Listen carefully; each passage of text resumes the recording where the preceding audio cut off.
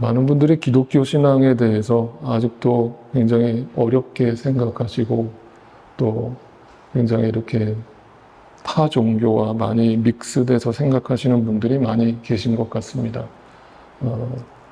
그런 것의 구별부터 이제 기독교 신앙이 시작되어야 합니다. 우리가 지금까지 누가복음 또 마태복음에 기록되어 있는 산상수훈과 누가복음의 평지수훈의 이야기를 묵상하고 있습니다. 예수님이 이 땅에 오셔서 처음으로 하신 설교고 분명 그 안에는 복음의 핵심과 하나님의 뜻이 담겨져 있는 너무나 중요한 설교 본문입니다. 그래서 이것을 우리가 명확하게 지금 예수님이 무슨 얘기를 하시는지를 알고 읽어야 분명 우리에게 교훈이 되고 유익이 될 것입니다. 예수님은 어떻게 보면 당시 율법주의자들이 율법으로서 하나님을 섬기고 믿고 있던 그 유대교에 대해서 그거는 너희가 만든 종교고 이거는 하나님이 원하시던 신앙이 아니야 라는 것을 산상수훈과 평지수훈에서 선포를 하시고 시작하신 겁니다. 그러니까 당시 2000년 전의 유대인들에게 예수님의 이 첫 설교는 말 그대로 그 자체가 충격이었고 충격이었다라는 것은 이걸 절대로 받아들일 수 없는 말씀들로만 채워져 있었다는 뜻이고 역시 그들은 이 예수님의 말씀을 전혀 알아듣지 못했습니다. 그래서 예수님은 비유로서 계속 그들에게 이 이야기를 쉽게 설명하려고 나름대로 애를 쓰시지만 그것을 좀 정리해 본다면 이렇습니다. 예수님께서 계속 지금 이 산상설교에서 누군가를 타겟으로 삼아서 이야기를 하고 계시는데 첫 번째로 거짓 선지자가 등장을 했습니다. 거짓 선지자가 나왔고 그렇다면 반대로 참 선지자가 있다라는 뜻이고 거짓 선지자와 같은 뜻으로 비유로서 나쁜 나무에 대해서 이야기를 하셨습니다. 그렇다면 그 나쁜 나무가 있다면 좋은 나무가 있다는 뜻입니다. 그리고 그 나쁜 나무의 또 하나의 이 이야기를 하시는 이유가 뭐냐면 결국 그들이 다 거짓된 신앙생활을 하고 있더라. 하나님의 뜻과는 거리가 먼 자신들이 만든 종교 생활을 하고 있더라. 예수님은 그들을 향해서 너희가 진짜 하나님을 알아? 진짜 하나님을 믿었어? 라고 대놓고 그들에게 선포를 하고 있는 것입니다. 거짓 신앙이 있다라는 것은 참 신앙이 있다는 뜻입니다. 그러면 이것을 갖다가 역시 이 말씀을 읽으면서도 우리가 윤리 도덕적으로 읽어서 누가 참 선지자고 누가 거짓 선지자냐, 윤리 도덕적으로 깨끗하고 선하고 착하고 양심적이고 이런 사람들이 참 선지자고 좋은 나무고 좋은 신앙인들이 아니냐 이렇게 바라보시는 분들이 대다수라는 거예요. 예수님이 그 얘기를 하시는 게 아니라는 거죠. 근본적으로 참 선지자가 누구고 누가 뭐가 좋은 나무고 누가 참 좋은 신앙을 가지고 있느냐 그분이 예수님이라고 얘기하시는 거예요. 예수밖에 없다는 거예요. 그러면 우리가 좋은 나무가 될 수 있다라는 거예요? 없다는 거예요? 없다는 거예요. 우리는 절대 포도나무가 될 수 없다는 거예요. 근데 우리가 마치 좋은 나무인 척 자기를 포장하고 의로 포장하고 윤리로 포장하고 도덕으로 포장한 사람들이 종교 생활을 하더라. 근데 그들을 향해서 예수님은 거짓 선지자들이라. 너희가 입으로는 선을 얘기하고 입으로는 하나님의 말씀을 선포하지만 너희는 정말 참 선지자가 누구며 참 좋은 나무가 누구인지 알지 못한다. 진리가 무엇인지 알지 못한다. 그러면 여기서 성경이 말하는 거짓 선지자, 나쁜 나무, 거짓 신앙은 누구라는 걸 얘기하는 거예요. 1차적으로는 당시 유대교 신자들을 말하는 것이었고 또 율법주의자들과 바리새인들을 얘기하는 것이지만 제가 성경을 보실 때 항상 성경의 모든 이야기는 누구의 이야기로 읽으시라고 했어요? 나의 이야기. 성경은 거울입니다. 여러분 우리는 실제로 나의 모습을 직접 본 적이 없죠. 이해가 되십니까? 여러분 나는 절대 나의 실제 모습을 내 눈으로 직접 본 적이 없습니다. 항상 거울을 통해 반사된 내 모습을 볼 뿐이잖아요. 그러니까 성경이 거울이 되어서 나를 비춰주는 거예요. 이게 나의 실체다라고 비춰주는 겁니다. 그러면 여기서 거짓 선지자, 나쁜 나무, 거짓 신앙은 누구라는 걸 얘기하는 거예요? 나라는 얘기를 하는 거예요. 나라는 거예요. 여기에 우리는 속고 있다는 거예요. 그래서 예수님은 이거를 지금 설교하고 계시는 거예요. 근데 유대인들은 이 예수님의 설교를 들으면서 무슨 소리야? 저 무슨 소리 하는 거야? 무슨 뜬구름 잡는 소리야? 우리가 얼마나 열심히 율법을 지켰는데 우리가 하나님을 믿는 사람이 아니면 누가 하나님 믿는 사람이야? 라면서 계속 마음속에 불편함만 갖고 있는 거예요. 근데 예수님이 이 사람들이 바로 너다. 너가 거짓 선지자고 너가 율법주의자고 너가 거짓 신앙으로 자기를 완전히 숨긴 채 깨끗한 척, 아닌 척, 의로운 척 하면서 살아가고 있는 가짜다. 라고 예수님이 폭로하고 있는 거예요.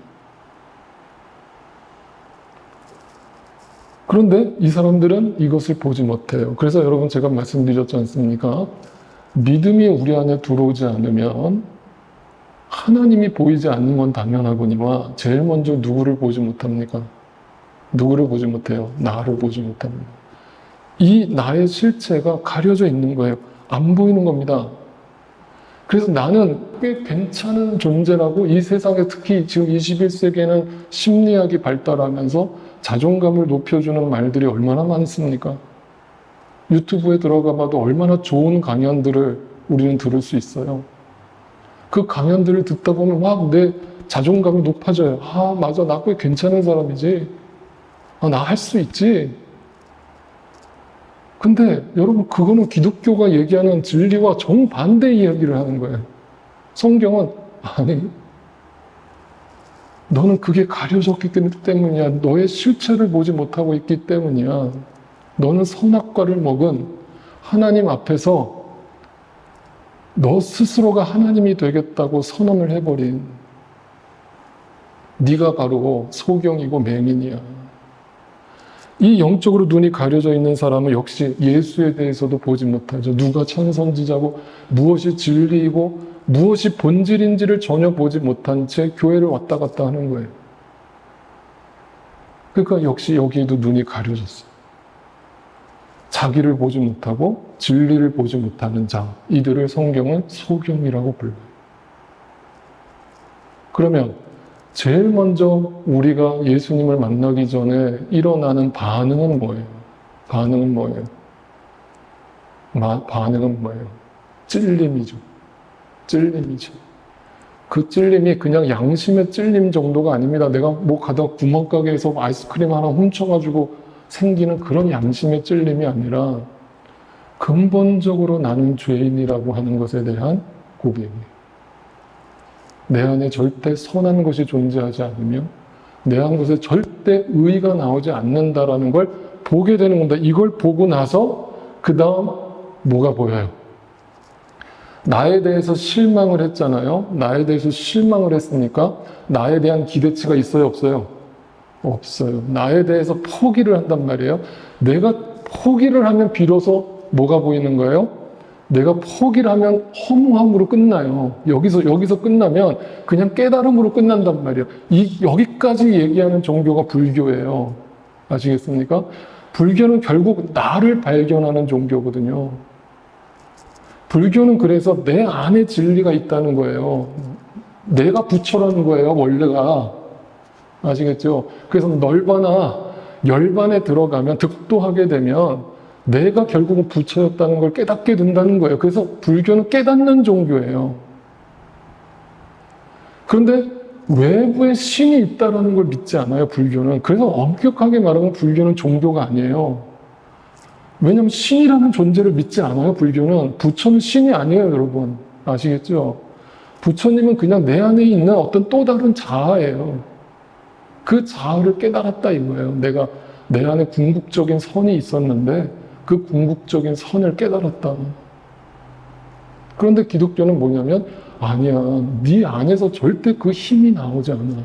네 안에서 절대 선이 나오지 않아. 너는 거짓 선지자고 너는 나쁜 나무야. 네 안에서 절대 못된 열매가 맺힐 수밖에 없어. 그러니까 외부에서 누군가가 나를 구원해 줘야만 되는 거예요. 그게 진리예요. 그 참 선지자가 되시고 좋은 나무가 되시고 포도나무가 되신 그 주님을 보게 되는 거예요. 그럴 때 내가 하나님 된 자리에서 내려오는 거예요. 네. 그것을 갖다가 기독교의 신앙이라고 하는 겁니다. 이 기독교 신앙은 철저하게 타력 종교예요. 네. 내 힘으로 절대 하나님 앞에 설 수 없다라는 거예요. 그래서 오늘 본문의 이야기도 이런 관점에서 읽으면 이해가 됩니다. 잘 보세요. 너무 유명한 이야기가 나오죠. 무슨 이야기입니까? 반석 위에 지은 집과 모래 위에 지은 집이라고 하는 정말 주일학교 아이들도 다 아는 이야기입니다. 근데 이 이야기의 핵심이 뭐예요? 누가 집을 잘 지었느냐예요? 여러분 그렇게 읽으셨습니까? 그래서 예전 찬송가에는 이걸 갖다가 오해해서 찬송가 가사를 이렇게 지었더라고요. 누가 잘 짓고 잘 짓세, 우리 집 잘 짓세. 들어보셨죠? 여러분 성경적으로 말하면 그 찬송가 고백이 잘못됐어요. 어떻게 우리가 그 집을 지어요? 그리고 어떻게 잘 지어요? 어떻게 누가 집을 이쁘게 아름답게 지었느냐를 얘기를 하는 게 아닙니다. 이 이야기의 핵심은 뭐예요? 본문 보세요. 49절입니다. 그러나 내 말을 듣고서도 그대로 행하지 않는 사람은 기초 없이 맨 흙 위에다가 집을 지은 사람과 같다. 모래 위에 집을 지은 사람과 같다.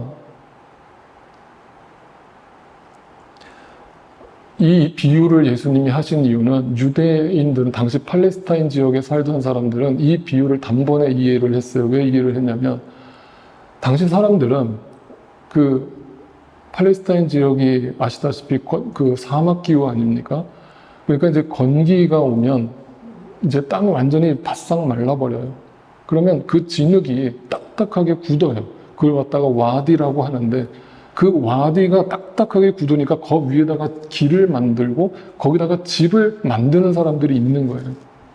근데 팔레스타인 지역은 겨울이 되면 이제 우기가 찾아온단 말이에요. 그럼 우기가 와서 갑자기 폭우가 쏟아진단 말이죠. 그러면 어떻게 될까요? 그 딱딱했던 진흙이 다 진흙탕이 되면서 집이 무너져 버리는 거예요. 그러니까 그냥 겉으로 봤을 때는 그 와디 위에 지은 집이나 반석 위에 지은 집이나 비가 오기 전까지는 똑같아요. 똑같습니다. 보기에는 액면상으로는 아름다워요. 야, 저 사람 집 잘 졌다. 이 집 잘 졌다라는 말을 오늘 우리말로 바꾸면 뭐예요? 아, 저 사람 인생 잘 살았다. 야, 저 정도면 참 훌륭하게 잘 살아냈지. 부도 많이 저 정도면 잘 축적했고 명예도 얻었고 사람들한테 인정받고 참 저 사람 인생집 잘 졌네 라고 박수를 받는 집이라는 거예요. 언제까지? 비가 오기 전까지. 똑같다는 거예요. 그러니까 누구 집을 더 잘 지었느냐를 얘기를 하는 게 아니라는 거예요. 그 기초가 뭐가 되어 있느냐, 어떤 터 위에다가 집을 지었느냐, 시작이 뭐냐 라고 하는 걸 묻고 있는 거예요. 그러면서 뭐를 얘기하니까 결국 이 얘기는 뭐예요? 집을 외관, 행위로서 판단할 수 없다는 얘기를 하시려고 하는 거죠. 그런데 이 이야기를 듣고 있던 유대인들은 고개를 갸우뚱하면서 아니, 우리처럼 세상에 하나님 잘 믿는 사람들이 어디 있으며 우리처럼 이렇게 도덕적이고 윤리적으로 깨끗하게 사는 사람들이 어디 있어? 그럼 우리가 반석 위에 지은 집 맞지? 라면서 굉장히 그 예수님의 말씀을 불편하게 들으면서 마음속으로는 거부하고 있는 거예요. 그런데 마태복음에 가면 예수님께서 이것을 좀 더 구체적으로 설명하셨죠. 산상설교에 보면 이렇게 얘기합니다. 유명한 구절이 나옵니다. 7장 22절을 봅니다. 그날에 많은 사람이 나에게 말하기를 주님 주님 우리가 주님의 이름으로 뭐해요? 예언도 하고 주님의 이름으로 귀신도 내쫓고 또 주님의 이름으로 많은 기적을 행하지 않았습니다. 그러면 이런 사람들을 액면으로 외관상으로만 보면 믿음 좋은 사람이 아니에요. 믿음 좋은 사람이에요. 신앙생활 잘하는 사람이에요. 잘 사는 사람이에요. 칭찬받아 마땅한 사람이에요. 사람들한테 박수 받는 사람이에요. 왜? 우리는 이것조차도 우리는 힘들게 생각하니까. 얼마나 대단한 사람들이에요. 그런데 예수님이 이렇게 얘기하십니다. 그 사람들도 다 누구의 이름으로 그걸 행했대요? 주님의 이름으로 행했대요. 입으로 다 예수 이름을 얘기하면서 거룩한 사업을 펼쳤다는 거예요. 교회의 사역을 펼쳤다는 거예요. 근데 이 말씀의 핵심 키워드가 뭐예요? 주어가 누구로 적혀 있어요? 주어가. 지금 예수님 앞에 서서 얘기하는 거잖아요. 하나님 보좌 앞에서 심판대 앞에 서서 얘기하는 거잖아요. 근데 누가 했다라고 얘기를 해요? 우리가 했다고 하잖아요. 우리가, 내가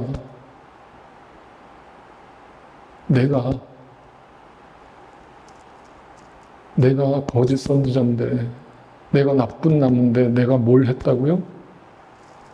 내가 주님의 이름으로 이것도 하고 저것도 하고 이것도 하고, 예수님 저 칭찬해 주세요. 저 정말 열심히 신앙생활 했거든요.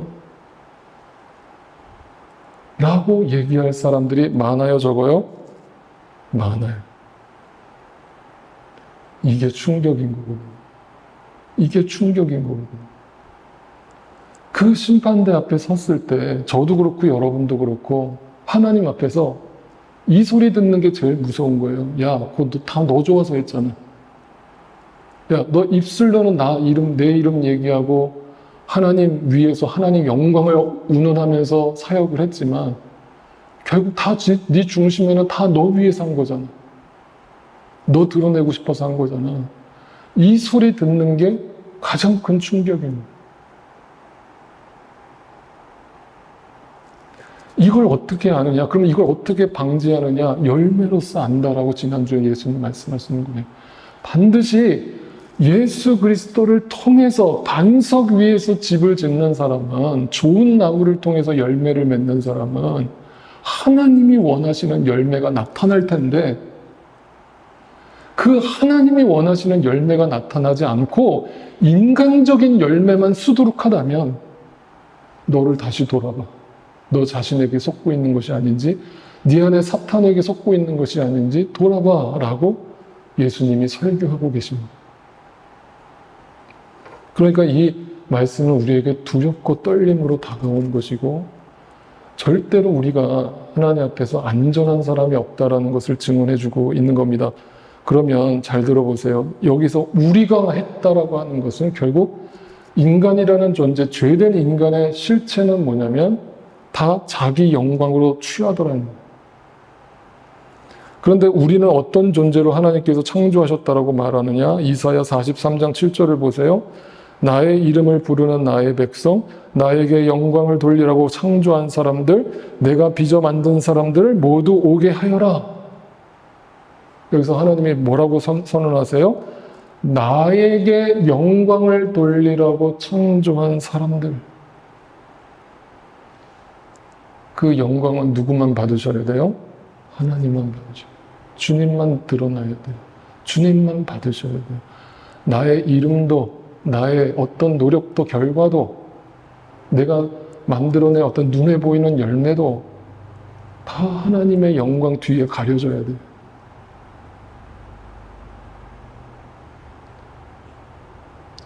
여러분, 이런 얘기 참 조심스럽습니다. 저는 이거를 누군가를 판단하려고 드리는 얘기가 아닙니다. 그냥 우리가 정말 솔직하게 성경적 관점에서 한번 오늘날 교회의 현실을 들여다봅시다. 왜 목사님들이 은퇴를 하실 때 소리 소문 없이 안 사라집니까? 왜 목사님들이 은퇴를 하면 꼭 수많은 하객들을 초대해서 성대한 은퇴식을 치릅니까? 그리고 심지어 어느 교회는 전별금이라고 해서 은퇴비까지 받아요. 그래 놓고 하나님이 하셨대요. 하나님께 영광을 돌린대요. 그분이 강단에서 어떤 복음을 전했다 하더라도, 어떤 하나님의 말씀을 깊이 있게 전했다 하더라도 그것이 그분의 열매예요. 여러분, 목회자만 그런 게 아닙니다. 성도의 삶도 마찬가지예요. 교회의 존재도 마찬가지예요. 교회는 그래서 이름을 드러내면 안 돼요. 교회는 이름이 세상의 자랑거리가 되면 안 되고, 그 교회가 존재하는 것 때문에 교회 안에서 흘러나오는 예수 그리스도 때문에 자랑거리가 돼야지. 어디 가서 우리 교회 좀 와보세요, 함께하는 교회 좀 와보세요 라고 얘기하지 마세요. 여러분, 그거는 전도가 아니에요. 그거는 호객행위라고 하는 거예요. 진짜 전도는 예수를 전하는 거예요. 주님께만 영광을 돌리는 거예요. 우리는 감추는 거예요. 우리가 드러나면 안 되는 거예요. 그래서 어딜 가서 여러분이 전도지를 만들어서 전도를 하든 그 전도지에는 오직 복음만 담겨 있어야 되는 거예요.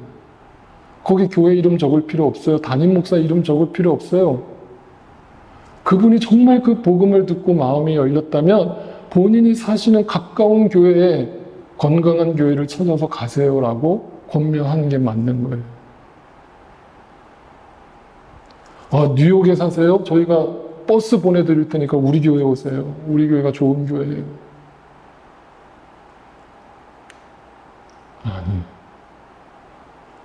뭔가 잘못 가도 한참 잘못 가고 있어요.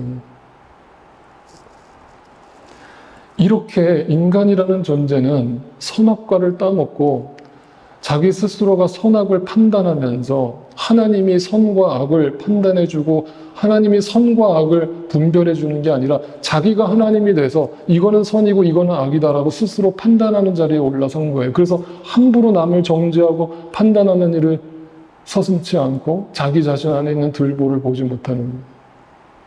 이게 거짓 선지자예요. 이게 나쁜 나무예요. 자기 자신한테 속고 있는 거예요. 그런데 그 자기 영광에 취한 인간은 어떤 행동을 하느냐? 예수님의 산상설교에서 계속 이 이야기를 하는 겁니다. 잘 들어보세요. 마태복음 6장의 이야기를 제가 그대로 읽어드릴게요. 너희는 남에게 보이려고 의로운 일을 사람들 앞에서 하지 않도록 조심하여라. 그렇지 않으면 너희는 하늘에 계신 너희 아버지께서 상을 받지 못한다. 너는 남에게 보이려고 라는 그 단어가 뭐예요? 자기 영광이에요. 자기 영광이에요. 입으로는 하나님을 얘기해요. 입으로는 예수를 얘기해요. 그런데 근본적으로는 자기 영광에 취해 있는 거예요. 나 꽤 괜찮은 사람이죠. 나 꽤 멋있는 사람이죠. 나 꽤 믿음 좋은 사람이죠. 라는 걸 드러내고 싶은 거예요. 2절, 그러므로 네가 자선을 베풀 때에도 위선자들, 뭐라고 그랬어요? 지난주에 히포크라테스, 연기자라고 그랬습니다. 연기자예요. 사람들에게 칭찬을 받으려고 회당과 거리에서 그렇게 하듯이 네 앞에서 나팔을 불지 마라. 자랑하지 마라. 드러내지 마라. 하나님이 다 알고 계신다. 다 보고 계신다. 누가 못 알아준다고 속상해하지도 마라. 이게 다 자기 영광이에요. 3절, 너는 자선을 베풀 때 오른손이 하는 것을 왼손이 모르게 하라. 그런데 우리는 다 오른손이 하는 것을 왼손이 알게 하더라. 알게 하더라. 그래서 교회가 좋은 일을 하면 뉴스에다가 크게 보도를 하고 광고를 하고 이렇게 자기 영광에 취해 있더라. 5절, 너희는 기도할 때에도 위선자들처럼 하지 말아라. 그들은 예배당에만 나와서 기도한답시고 사람들 있을 때만 누구보다 열심히 기도하다가 삶의 자리에 가서는 전혀 하나님을 의식하면서 살지 않는다. 그들은 다 사람들에게 보이려고 하는 것이다. 자기 영광. 자기 영광. 그러면 이 이야기를 들을 때 우리가 기분이 좋아요, 안 좋아요? 기분이 좋아요, 안 좋아요? 안 좋아요. 안 좋은 게 정상이에요, 아니에요? 정상이에요. 지금 2000년 전에 유대인들이 이 얘기를 듣고 있었다면 어떤 마음이었을지를 상상해 보세요. 그들은 하루에 3번 정해진 시간에 꼬박꼬박 기도 생활을 했고 날마다 예루살렘 성전에 가서 제사를 드렸고 누구보다 윤리적으로 도덕적으로 깨끗하게 살려고 발버둥을 치던 사람들이에요. 열심히 구제 생활하던 사람들이에요. 그 사람들한테 예수님이 오셔서 격려는 못 해주실 망정, 야, 너 지금 그거 다 가짜다? 라고 하고 계시니 얼마나 충격이에요. 이걸 오늘 현대교회 예수님이 오셔서 이 설교를 모든 교회를 다니면서 이 설교를 하셨다고 한번 상상해 보세요. 너희 그거 다 가짜다? 그건 충격이에요. 그러니까 나더러 주여 주여 하는 자마다 천국에 들어가는 게 아니라는 그 주님의 말씀이 너무 두려운 거예요. 너무 두려운 거예요. 우리 그냥 평생 교회 놀이만 하다가 주님 나라 가겠다고 갈 줄 알고 착각하면서 신앙생활하고 있었던 건 아닌가? 평생 목사 놀이 하다가 주님 앞에 섰을 때 다 발가벗겨졌을 때 내 실체는 아무것도 아닌 것이 들통나는 게 아닐까? 이 두렵고 떨림으로 구원을 이루어 나가냐는 말이에요. 이것이 주님이 우리에게 묻는 질문이에요. 그들을 향해서 주님이 이렇게 말씀하시죠. 22절입니다. 불법을 행하는 자들은 내게서 떠나가라. 그들은 법을 어긴 적이 없어요. 그들은 항상 율법을 지켰습니다. 그런데 예수님은 그들을 향해서 너희는 법을 지킨 적이 없답니다. 왜요? 하나님의 뜻과 전혀 상관없는 신앙생활을 했기 때문입니다. 그러면서 예수님이 말씀을 하시는 거예요. 너희에게 내가 요구하는 것은 딱 한 가지밖에 없어. 집을 지어야 되는데, 행함을 해야 되는데, 그 행함을 하기 전에, 열심을 내기 전에 너의 기초가 무엇인지를 분명히 생각해. 그 기초는 절대 너희가 생각하는 단단한 와디가 아니라 반석이어야 해라고 예수님이 말씀하셔요. 반석이 뭐예요? 성경에서 누구를 지칭하시는 거예요? 네, 고린도전서에 분명히 사도 바울이 해석해주고 있습니다. 나는 하나님께서 나에게 주신 은혜를 따라 지혜로운 건축가와 같이 기초를 놓았습니다. 그런데 다른 사람이 그 위에다가 집을 짓습니다. 그러나 어떻게 집을 지을지 각각 신중히 생각해야 합니다. 아무도 이미 놓은 기초이신 예수 그리스도밖에, 반석이신 예수 그리스도 외에 어떤 것도 거기에 첨가되면 안 된다. 나를 날마다 죽여라. 나를 드러내지 마라. 오직 우리는 하나님께 영광을 돌리기 위한 존재로 지은 바 되었으니 그 하나님의 창조의 목적에 충실하라. 그리고 주님이 우리를 저 세상으로 부르실 때에 무익한 종이라고 고백하고 역사 속에 역사의 뒤안길로 잠잠히 사라져라. 그것이 하나님만이 우리의 주인 되시는 유일한 길이다라고 성경은, 예수님은 우리에게 선포하고 계신 것입니다.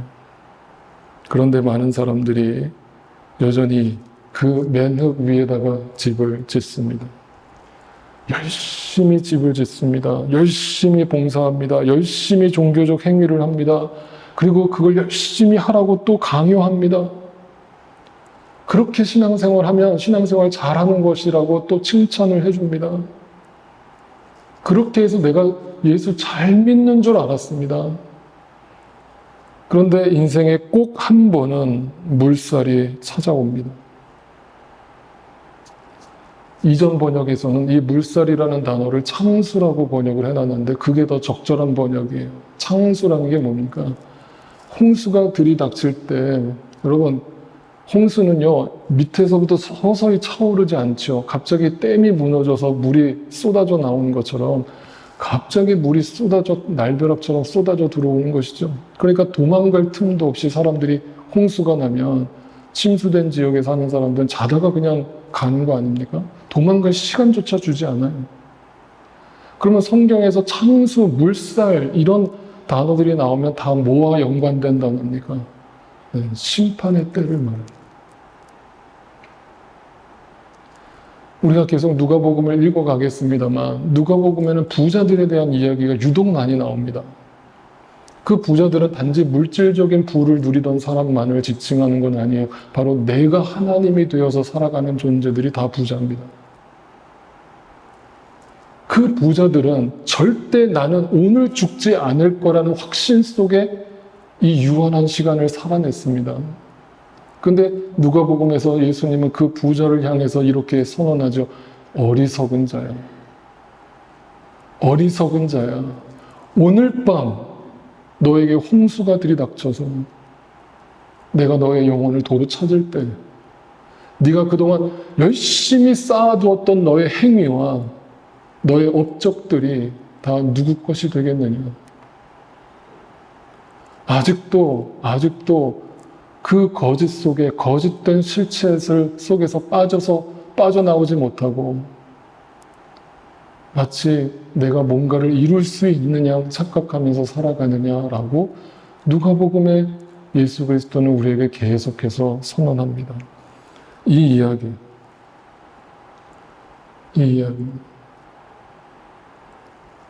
그래서 여러분 오늘도 이 말씀 앞에 우리가 겸손할 수 있기를 바랍니다. 여러분이 지금 70을 사셨던 60을 사셨던 지금 20대든 30대든 나이는 전혀 상관없습니다. 여러분 오는 데는 순서가 있지만 가는 데는 순서가 없습니다. 우리는 내일을 모릅니다. 이 말씀을 우리가 들을 때 그 시간은 오늘이어야 합니다. 오늘 나에게 그 결단과 회개가 있지 않고서 또 내일을 맞이한다면 그 시간은 또한 나에게 허무한 시간으로 끝이 나고 말 것입니다. 이 말씀을 사도 바울은 갈라디아서에서 이렇게 설명합니다. 갈라디아서 6장 7절 8절입니다. 자기를 속이지 마십시오. 내가 거짓 선지자고 내가 나쁜 나무고 내 안에 가시덤불과 엉겅퀴난 열매로 맺힐 수밖에 없는 존재라는 사실을 스스로를 속이지 마십시오. 긍정의 힘을 부르지 마십시오. 자존감을 높이는 설교를 하지 마십시오. 나에게 속지 마십시오. 내 안에 절대 선이 나오지 않습니다. 하나님은 조롱을 받으실 분이 아닙니다. 하나님 모르실 거야. 내가 이 정도로 사람들 앞에서 깨끗하게 살았으면 나 꽤 괜찮은 사람으로 평가받을 거야. 하나님을 조롱하지 마세요. 하나님은 여러분의 머리털까지 다 세심받으신 분입니다. 사람은 무엇을 심든지 심은 대로 거둘 것입니다. 그 안에 우리가 나쁜 열매이기 때문에 우리 안에선 절대로 나쁜 열매밖에 맺힐 게 없을 것입니다. 자기 육체에다 심는 사람은 육체에서 썩을 것을 거두고 성령에다 심는 사람은 성령에게서 영생을 거둘 것입니다. 자기에게 속지 마십시오. 여러분의 안에서 어떤 열매가 맺히고 있는지 확인하십시오. 그걸 확인하시고 주님 앞에 겸손하게 나아가십시오. 내일로 미루지 마십시오. 그러면서 그 다음 구절에 유명한 구절이 나옵니다. 선한 일을 하다가 낙심하지 맙시다. 여러분이 정말 예수 그리스도 안에 있다라고 확신하신다면, 성령께서 그것을 증언하신다면 그것이 선한 일입니다. 그거는 여러분 안에서 나온 것이 아닙니다. 여러분의 의지와 노력으로 만들어낸 결과가 아닙니다. 그 선한 일은 남을 돕고 구제하는 그런 선한 일을 말하는 게 아닙니다. 성경에서 말하는 선한 일은 하나님을 아는 것입니다. 그 하나님을 알고 하나님을 믿어졌다면 그 선한 일을 하다가 낙심하지 마세요. 낙심하지 말라는 것은 낙심할 일이 벌어진다는 거예요. 누구에게? 진리를 안 자에게, 좁은 길을 걷는 자에게, 참 신앙을 추구하는 자들에게 낙심할 일들이 찾아온다는 거예요. 그런데 포기하지 말래요. 여러분 제대로 가고 있으니까 포기하지 말래요. 언제가 되면, 때가 되면, 그때는 하나님이 정하신 때가 되면 대반전 드라마가 펼쳐질 텐데, 사대교회와 라오디게아 교회 같은 교회들은 하나님 앞에 질타를 받을 것이고, 살았다 하는 이름은 있으나 실상은 죽어있는 자들은 하나님 앞에서 불법을 행하는 자들이라고 지탄을 받을 것이지만, 성령 하나님이 우리 안에 살아 역사하심을 통해서 열매를 확인하는 자들은 그 때가 이름에 하나님이 원하시는 선한 일에 대한 열매를 거두게 될 것이다. 그걸 통해서 하나님께 영광을 돌리게 될 것이다. 우리는 그런 존재로 지음을 받았다.